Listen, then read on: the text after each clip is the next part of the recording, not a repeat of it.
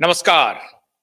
India debate में आप सबका स्वागत है। मैं हूं आशुतोष पाठक। दोस्तों, एसएसआर वॉरियर की ये बहुत बड़ी जीत है, बहुत बड़ी जीत। और मैं अपने दर्शकों को ये जीत समर्पित कर रहा हूं।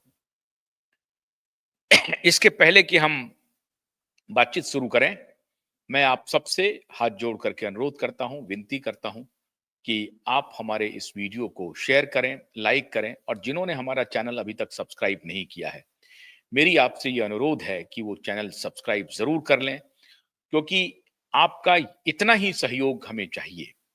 आप हमारे वीडियो को शेयर करें, लाइक करें और चैनल सब्सक्राइब करें। और हमारे जितने नेटवर्क हैं, फेसबुक का, रंबल का, QYIB.in पे जाएं, प्रकाश TV.in पे जाएं। प्रकाश TV.in हमारा हिंदी में है, जहां आप अपने सारे हिंदी अपडेट्स, हिंदी न्यूज को आप देख सकते हैं। और QYIB.in जो अंग्रेजी में है, उस पे आप विशेष न्यूज देख सकते हैं। उसको भी आप जरूर सब्सक्राइब करें, वहां भी लॉग इन करें आप। लेकिन यूट्यूब चैनल को तो जरूर से जरूर सब्सक्राइब कर लें। अब मैंने जो आपको कहा कि ये जीत मैं आपको समर्पित करता हूं, जीत ये है कि ठाकरे के सारे दरवाजे अब बंद हो गए, इसकी पुष्टि हो गई। आखिर आखिर तक ठाकरे ये कोशिश कर रहे थे कि भारतीय जनता पार्टी से उनका कोई रिश्ता बन जाए। अपने नेताओं को भेज रहे हैं, सब जगह भेज रहे हैं नेताओं को कि भाई कोई ना कोई रास्ता निकल जाए, लेकिन हर रास्ते अब लगभग बंद हो गए। आपको याद होगा कि 2 दिन पहले ठाकरे की पार्टी से 3 लोग पहुंचे थे, जिसमें से एक जो हैं वो अ, उद्धव ठाकरे के प्राइवेट सेक्रेटरी भी कहे जाते हैं, उनके बहुत ही क्लोज माने जाते हैं, MLC भी हैं वो। तो वो दानवे साहब, नार्वेकर साहब और एक और नेता, ये तीनों मिलने पहुंचे थे देवेंद्र फडणवीस से। अब ये मुलाकात उन्होंने क्यों की, उसकी रणनीति बिल्कुल अलग है। उसका रेफरेंस एकनाथ शिंदे है, लेकिन उसकी चर्चा यहां बहुत जरूरी नहीं है। आज मैं जिस बात की चर्चा यहां पर करना चाहूंगा वो है कि इन्होंने अपने नेताओं को भेजा कि एक बार आखिरी बार जरा पता कर लिया जाए। हमने तो फोटो खिंचवा लिए, गुलदस्ते दे दिए, मुलाकात कर ली, मनाने की कोशिश की, सारी बातें हो रही हैं, लेकिन केंद्रीय गृह मंत्री के उस बयान के बाद से कोई घास नहीं डाल रहा है। और उस वक्त जो जयंत पाटिल के ने जो कहा कि हम आपका राह देख रहे हैं गोल्डन मोमेंट का, वो सारी बातें ऐसी हवा की है, आई गई बातें हैं, उसका कोई महत्व नहीं है, वो कोई गंभीर बात नहीं है। ये भी दोनों पिता पुत्र को मालूम चल गया। तो आखिरी कोशिश इन्होंने की 3 नेताओं को भेजने की कि जरा इस पर अंदाजा कीजिए। फडणवीस ने चाय पिलाया, अच्छी अच्छी बातें की और फिर कहा कि वक्त आने पर करते हैं, देखते हैं, सोचते हैं। ये सब कह दिया गया होगा, बात बनी नहीं, वो चले आए उल्टे मुंह। और फडणवीस को इन तीनों को बुला करके जहां संदेश देना था, वो संदेश भी दे दिया। आजकल हो ये रहा है कि महाराष्ट्र में थोड़ी तकरार भी चल रही है बीजेपी की सरकार के साथ, और उसमें जो 2 पार्टनर हैं उनमें से एक पार्टनर थोड़े थोड़े थोड़े, ज्यादा नहीं, अब वो कुछ करेंगे नहीं, लेकिन थोड़े नाराज चल रहे हैं। कहा जा रहा है कि एकनाथ शिंदे थोड़े से अनकंफर्टेबल हो रहे हैं, तो उनको कंफर्टेबल कर दिया जाएगा, कोई खास बात नहीं है। वो देवेंद्र फडणवीस और एकनाथ शिंदे उनको कंफर्टेबल दोनों हो जाएंगे। इसमें कोई बहुत बड़ी बात नजर नहीं आनी चाहिए, क्योंकि एकनाथ शिंदे के पास कोई बहुत ऑप्शन नहीं है। उनके छोड़ के जाने से या उनकी किसी भी प्रकार के एक्शन से सरकार पर कोई प्रभाव नहीं पड़ सकता है, और साथ रहने पे उनको फायदे ही फायदे हैं, तो वो कोई कदम नहीं उठाएंगे। तो इन्होंने कोशिश किया था कि आखिरी कोशिश कर ली जाए, फेल हो गई, बात नहीं बनी, गुडी गुडी बातें हुई, कुछ मीठा हो जाए, ये सारी बातें हो गई, लेकिन बात बनी नहीं। अब मैं आज क्यों कह रहा हूं कि एसएसआर वॉरियर वॉरियर को ये मैं जीत समर्पित कर रहा हूं? अब मैं इसलिए कह रहा हूं कि पुत्र ने, पिता तो चुप्पी साधे बैठे हैं, पुत्र को लग रहा है कि अब क्या करें। अब तो 27 फरवरी भी नजदीक आ रही है, हियरिंग शुरू होगी, हमारा जेल जाना तय है। तो ये कहा कि साहब मुंबई में रहने से कोई फायदा नहीं है, जरा कुछ धमकी का इस्तेमाल किया जाए, धमकी दिया जाए, देखते हैं इससे कुछ होता है कि नहीं। तो उनके 2 सिपह सालारों ने उनको समझाया एक संजय राउत ने और दूसरे प्रियंका चतुर्वेदी ने। दोनों की कोई अपनी राजनीतिक हैसियत नहीं है, दोनों कृपा पात्र हैं। जिस किसी भी पार्टी में रहेंगे उनकी कृपा जब इनके ऊपर बरसेगी तो शायद ये सरवाइव कर पाएंगे। पैरासाइट है। तो दोनों पैरासाइट ने कहा, समझाया होगा कि साहब दिल्ली चलते हैं और दिल्ली में कुछ गुल खिलाते हैं। तो क्या गुल खिलाएंगे साहब? तो दिल्ली चल करके राहुल गांधी से मिलते हैं और केजरीवाल जी से मिलते हैं। क्यों मिला जाए? क्योंकि केजरीवाल जी को थोड़ा सा सांत्वना भी दें कि आप हार गए हैं, आप मुख्यमंत्री नहीं हैं, पंजाब पर आपकी नजर बनी हुई है कि किसी प्रकार से पंजाब के मुख्यमंत्री बन जाएं, मुख्यमंत्री बन जाएंगे, जो अदालत में केस चल रहा है उसका पैसे का कुछ जुगाड़ हो जाए, कितनी दिन तक जो है सो पंजाब सरकार भगवंत मान हमको केस में मदद करता रहेगा, कहना मुश्किल है। तो ये सब बातें चल रही हैं। तो ये दो लोग जो लाइक माइंडेड लोग हैं, fraud and fraudster of highest order, ये सभी नकली लोग, ठग लोग इकट्ठा होने की कोशिश करने में लग गए। तो ये दोनों जो सिपहसालार हैं, उन्होंने कहा कि चलते हैं जरा दिल्ली, और दिल्ली में अभी बसंत का मौसम है, बड़ा बाहर आया हुआ है, तो दिल्ली का आनंद लीजिए। मुंबई में कहां आप नमी में बैठे हैं, चलते हैं थोड़ा दिल्ली चलते हैं। दिल्ली आ गए, बसंत का आगमन हो चुका है दिल्ली में। गुलाबी ठंड का माहौल है दिल्ली में। तो गुलाबी ठंड का माहौल लेने के लिए श्रीमान आदित्य ठाकरे दिल्ली तशरीफ लाए और हरे भरे लॉन में बैठ करके सोचा कि जरा मीडिया वालों से बात कर लें। उसके पहले रात में अंधेरे में, गुलाबी ठंड में, रात में अंधेरे में राहुल जी गांधी से उन्होंने मुलाकात कर ली और उसके बाद केजरीवाल जी से भी मुलाकात हो गई। लेकिन केजरीवाल जी से मुलाकात के पहले का जो वीडियो है वो मैं पहले आपको सुनाता हूं और फिर मैं आपको बताता हूं कि ये इन्होंने किस प्रकार से अब सरेंडर कर दिया और किस प्रकार से कंफर्म कर दिया कि हमारे सारे दरवाजे बंद हो गए हैं, अब मेरे पास कोई रास्ता नहीं है। तो ठाकरे बौखला गए हैं और हारे हुए के साथ खड़े होकर के सोचते हैं कि मोदी को, अमित शाह को, फडणवीस को यह संकेत दिया जाए कि हमारे खिलाफ अगर कोई एक्शन हुआ तो हम छोड़ेंगे नहीं। ये गीदड़ भभकी देने के लिए माननीय ठाकरे दिल्ली के गुलाबी ठंड में पहुंच गए हैं। पहले उनकी प्रतिक्रिया में जरा सुना दूं, उसके बाद मैं इसकी विवेचना करके बताता हूं कि ये क्या क्या गुल खिलाने के लिए यहां पर आए थे और उस गुल का हुआ क्या। जरा सुनिए बाइट से। कल देर रात को मुलाकात हुई, आज अरविंद जी से मुलाकात हो रही है। इसका तात्पर्य यही है कि जो भविष्य है हमारे देश का आज भी एक कोहरे में है, एक धुंधला हुआ है। क्योंकि अगर आप देखें तो पूरे देश में हर कोई चुनाव जो होता है, वोटर फ्रॉड और ईवीएम फ्रॉड, ये दोनों अगर सिस्टम्स अगर आप देखें तो हमें पता नहीं चलता कि हमारा वोट जा रहा है कहाँ। फ्री एंड फेयर इलेक्शंस क्या हमारे देश में हो रहे हैं, क्या चुनाव हमारे फ्री एंड फेयर है, ये पूछने का वक्त आ गया है। और हम प्रिटेंड कर रहे हैं, हम एक बर्ताव कर रहे हैं ऐसे कि हम डेमोक्रेसी में हैं, लेकिन शायद हमारी डेमोक्रेसी अब नहीं रही है। ये जो प्रिटेंशियस डेमोक्रेसी है उसे दूर करने के लिए हर एक पक्ष को साथ में आना होगा। कर्टसी में विजिट तो थी, कल राहुल जी के साथ थी, आज अरविंद जी के साथ है, लेकिन देश भर में जो हमारे साथ हुआ है या फिर जो आज केजरीवाल साहब के साथ हुआ या कांग्रेस के साथ हुआ, कल होते होते बिहार में नीतीश जी के साथ भी होगा, उनकी भी सीट चले जाएगी और भाजपा सत्ता प्राप्त कर लेगी। आरजेडी के साथ होगा, फिर चंद्रबाबू जी के साथ होगा। और भाजपा का यही सपना है कि हर एक रीजनल पार्टी को तोड़ा जाए, मरोड़ा जाए और खत्म किया जाए, वैसे ही जैसे उनको देश की डेमोक्रेसी को करना है। एक ही बात इसमें है कि आज और कल की जो कर्टेसी मीट्स है उससे आगे जो रोड मैप है वो भी थोड़ी तय करने की तैयारी चल रही है। उनको पता नहीं कि इंडिया अलायंस में कुछ बचा है कि नहीं, लेकिन इंडिया में और भारत में आज भी लोग ऐसे भी हैं जो लोकशाही के लिए और संविधान के लिए लड़ेंगे। और इंडिया अलायंस जो भी हमारी है, ठीक है, नेशनल लेवल के लिए है, रीजनल लेवल पे हमने सबने निर्णय किया कि कैसे लोकल टीम्स पे होता है, लोकल यूनिट्स पे होता है, लेकिन नेशनली इंडिया अलायंस संविधान के लिए, लोकतंत्र के लिए और आपके अधिकार के लिए, हमारे अधिकार के लिए, हर एक की आवाज के लिए लड़ती रहेगी। इंडिया अलायंस में लीडरशिप, ये जॉइंट लीडरशिप है, बहुत सारे बड़े बड़े नेता है और ये सारे लोग इंडिया अलायंस की लीडरशिप है, कोई एक नेता नहीं है, सारे लोग एक साथ काम कर रहे हैं। और ये लीडरशिप की लड़ाई नहीं है, ना ये ईगो की लड़ाई है, ना ये सत्ता प्राप्त की लड़ाई है, ये लड़ाई देश के हित की लड़ाई है। एक तो उनकी उम्र और जो सीनियोरिटी उन पर मैं बात नहीं करूंगा, लेकिन हमारा जो प्रिंसिपल है कि जो भी महाराष्ट्र के खिलाफ काम करता है, जो भी महाराष्ट्र के हित के खिलाफ काम करता है। और अगर आप महाराष्ट्र इतने बड़े राज्य के खिलाफ काम करोगे, जाहिर सी बात है देश पे इसका इम्पैक्ट होता ही है, नेगेटिव इम्पैक्ट देश पे भी होता है। तो जो महाराष्ट्र द्रोही है वो देशद्रोही भी होता है। उन्होंने सिर्फ ना हमारी पार्टी को तोड़ा है, ना परिवार को तोड़ने की कोशिश की है, लेकिन महाराष्ट्र की जो रीढ़ की हड्डी इंडस्ट्रियलाइजेशन उसे तोड़ी है। अगर आप देखें तो किसानों की आत्महत्या ज़्यादा बढ़ी है तो इनके समय में बढ़ी है।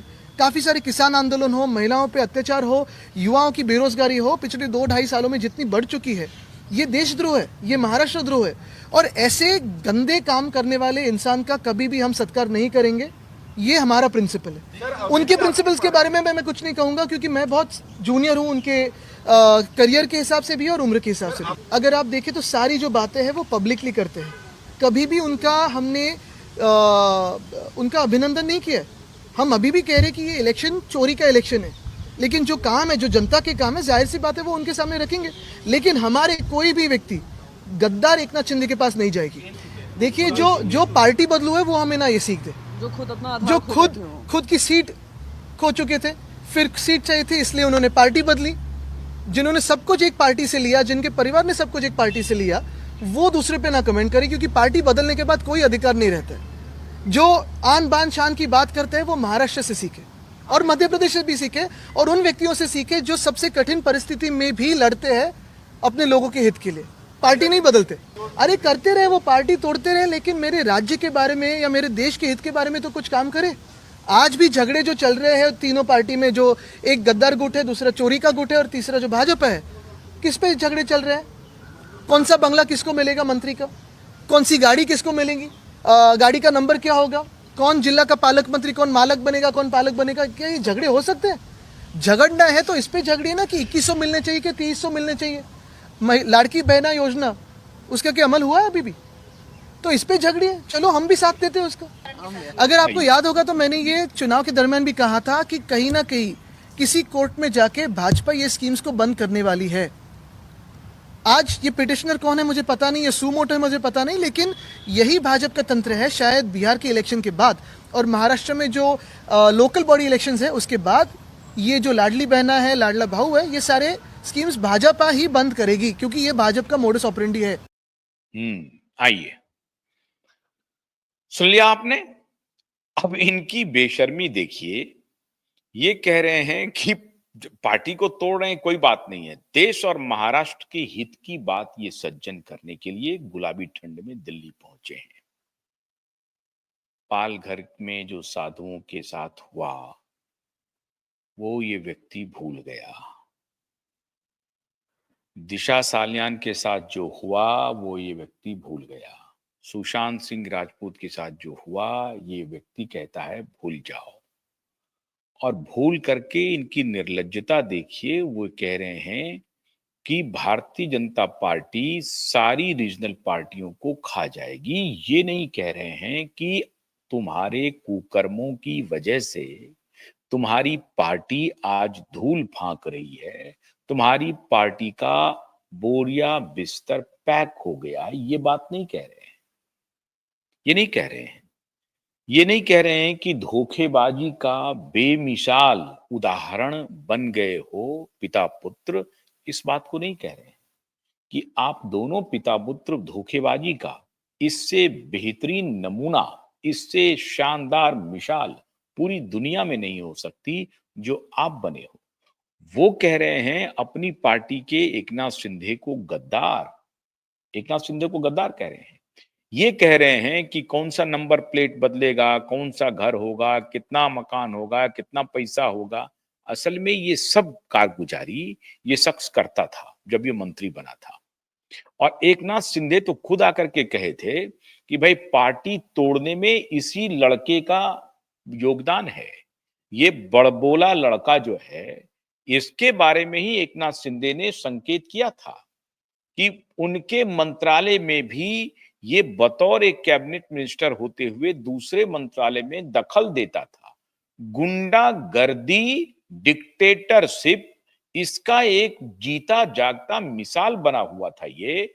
और ये कह रहा है कि हम देश बचाएंगे, ये कह रहा है कि हम महाराष्ट्र बचाएंगे, ये कह रहा है कि महाराष्ट्र में इंडस्ट्री को खत्म कर दिया गया है, ये कह रहा है कि भारतीय जनता पार्टी का मोडस ऑपरेंडी है कि जो स्कीम उन्होंने अनाउंस किया उसी को बंद करवा देगी।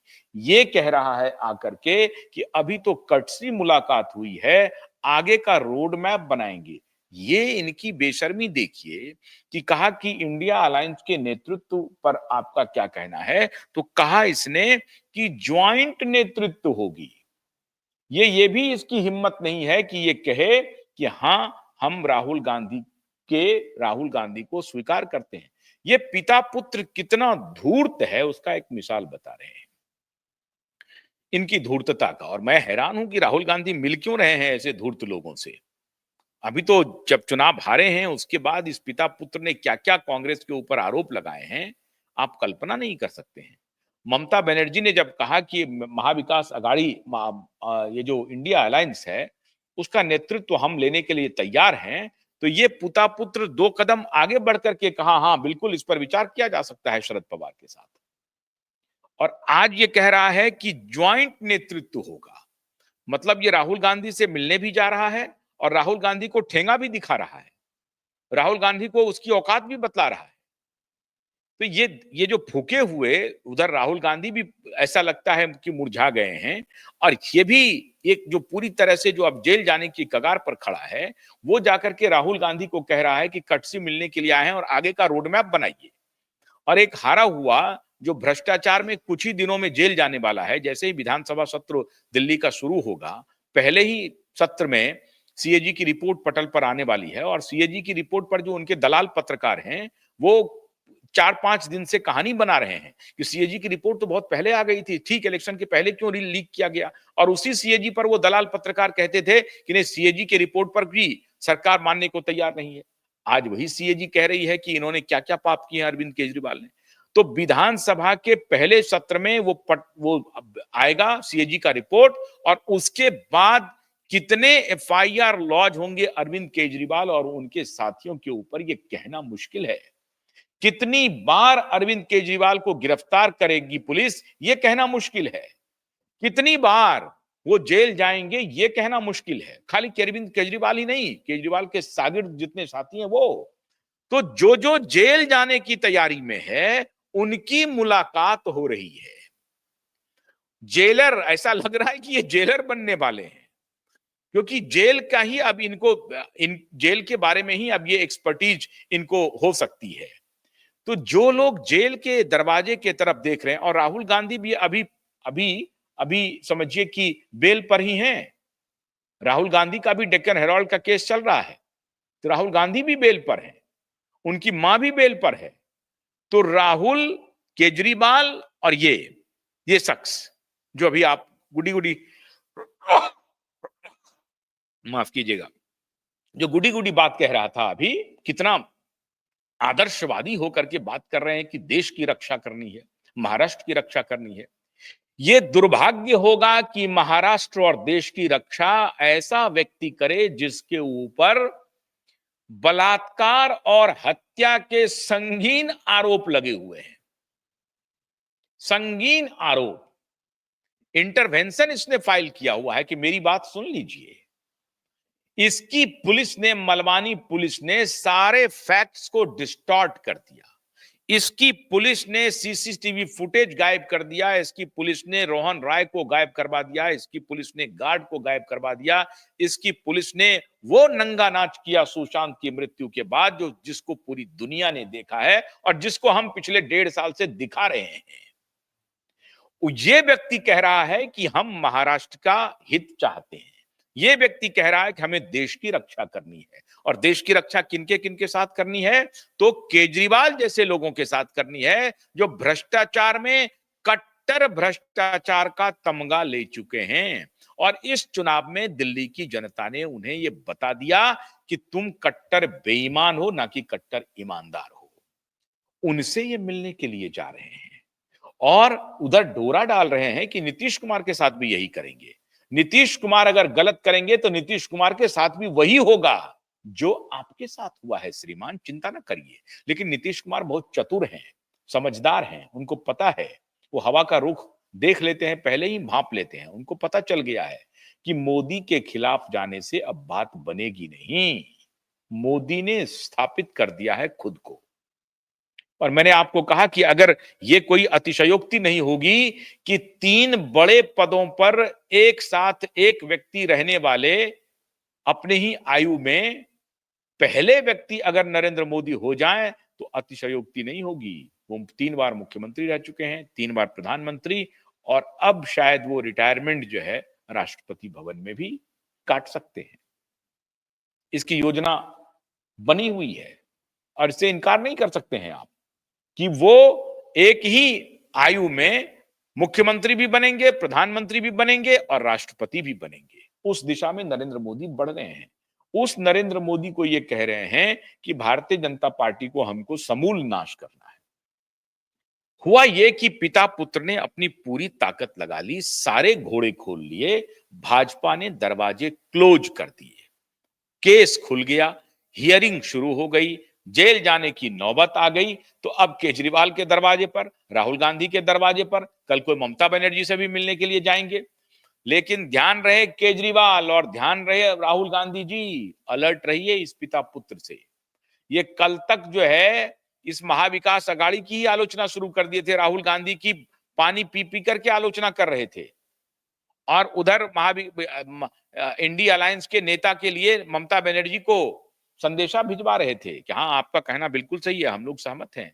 और अभी भी प्रेस कॉन्फ्रेंस में इसकी हिम्मत देखिए, कह रहा है कि सामूहिक नेतृत्व है। ये नहीं कह रहा है कि हाँ हमारे हमारे इंडिया अलायंस में सबसे ज्यादा सांसद कांग्रेस पार्टी को है, 99 सीट है, और उनके जो नेता होंगे वो हमारे नेता होंगे। ये बात नहीं कह रहे हैं।